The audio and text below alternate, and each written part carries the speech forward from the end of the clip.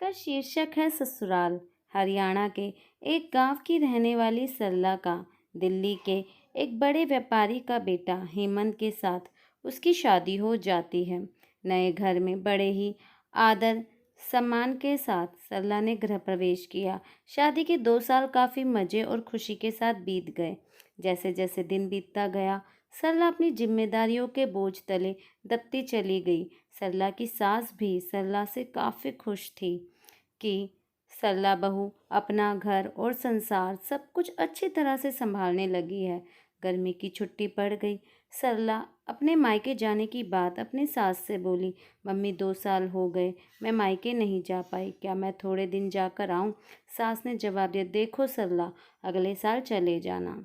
सरला यह सुनकर काफ़ी नाराज़ और दुखी होकर सोचने लगी कि जब प्रिया दीदी हर 4 महीने पर घर आती है तो मम्मी काफ़ी खुश होती है और कहती कितने दिन के बाद आई हो, और मुझे 2 साल हो गए, मेरे बारे में कोई कुछ सोचता ही नहीं। मेरी खुशी किसी के लिए मायने ही नहीं रखती। और क्या दिन भर इन लोगों को खाना बना के खिलाती रहूं, घर का सारा काम करती रहूं, सबका ध्यान रखूं क्या? मेरी यही ज़िंदगी है। सरला कमरे में आंसू की धारा समेटे दाखिल हुई। शाम को प्रिया दीदी आने वाली है, देखना मम्मी कितना खुश होती है। खाने के अलग अलग फरमाइशों की लड़ी लगाती रहेगी कि कभी प्रिया दीदी के लिए पकोड़े बना दो, कभी मटर पनीर तो कभी जूस। मैं इतना क्यों सोच रही हूँ, करना तो मुझे ही है। तो जो चलो किचन में अभी से तैयारी में लग जाओ। यह सोच ही रही थी कि तभी सास ने आवाज़ दी, सरला जल्दी नीचे आओ, देखो प्रिया आई है।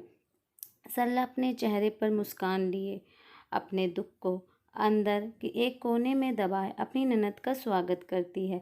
कैसी हो भाभी? प्रिया सरला से बोली। अच्छी हूँ दीदी, और घर में सब कैसे हैं?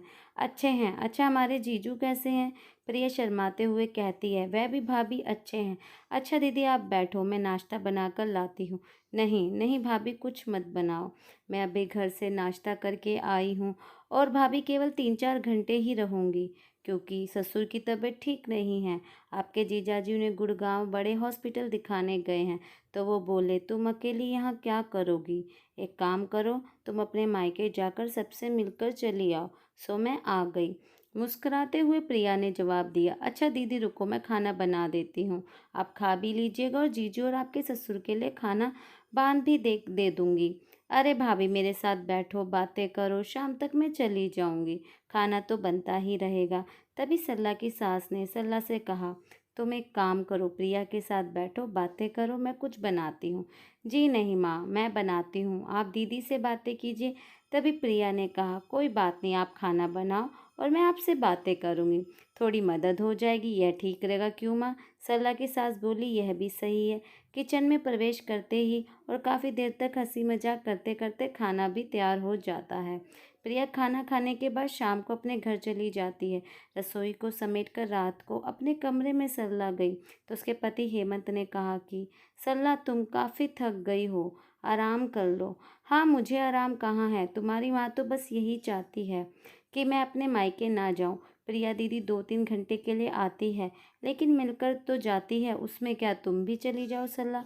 हेमंत ने कहा, और देखो सरला दीदी भी कहाँ आ पाती है। जब रमेश जीजू अपने पिता को डॉक्टर के पास दिखाने ले जाते हैं तभी मिलने आती है, तो इसका मतलब है मैं कभी नहीं जा सकती अपने मायके? ऐसा तो मैंने नहीं कहा सरला। अच्छा तुम शांत रहो, मैं कल माँ से बात करता हूँ, तुम अपने मायके चली जाना, ठीक है? तुम तो रहने दो। गुस्सा करते हुए सरला सो जाती है।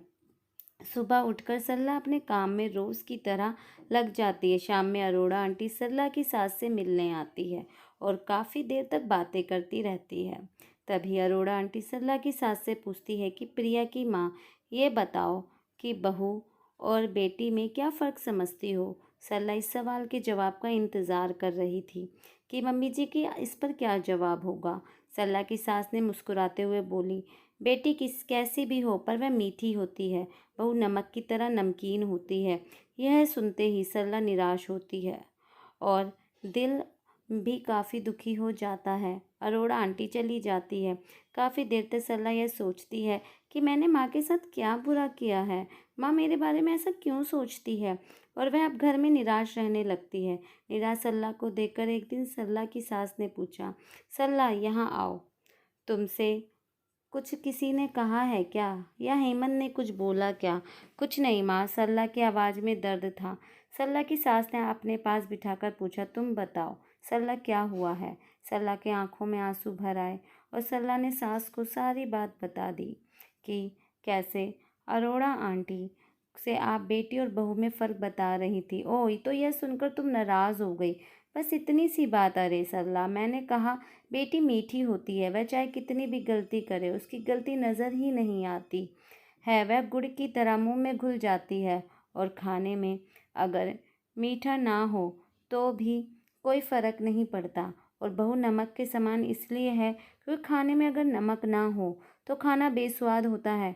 खाने में नमक मिलने पर हम जो खाना खाते हैं उसी समय नमक के हम कर्जदार बन जाते हैं। ठीक उसी तरह तुम मेरे लिए वही नमक हो। मैं अपने स्वार्थ के लिए तुम्हें कहीं नहीं जाने देती हूँ क्योंकि तुम्हारे ना रहने पर घर सूना सा लगता है। इस घर को संभालती हो इसलिए हम तुम्हारे कर्जदार हैं। सरला सारी बात समझ जाती है और अपनी सास के गले लिपट कर रोने लगती है। शाम को हेमंत जब घर आता है तो अपनी माँ से कहता है कि माँ, सरला अपने मायके जाना चाहती है।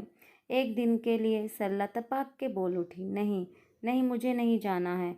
मैं चली गई तो खाने में कोई स्वाद नहीं रहेगा। हेमंत तो कुछ समझ नहीं आया कि कल रात मायके जाने के लिए मुझसे कह रही थी, अचानक से इसे क्या हो गया। हेमंत सोचने लगा कि इन औरतों को समझना मर्दों के बस के परे है। सरला की सास सरला के सिर पर हाथ फेर रही थी और हेमंत एक टक लगाकर सरला और अपनी माँ को देखता है। अगर हर सास बहू आपस की परेशानियों को आपस में बैठकर बात करके सुलझा ले तो बहुत से कलेश ख़त्म हो सकते हैं। अगर आपको मेरी ये कहानी पसंद आई है तो प्लीज़ वीडियो को लाइक करें, सब्सक्राइब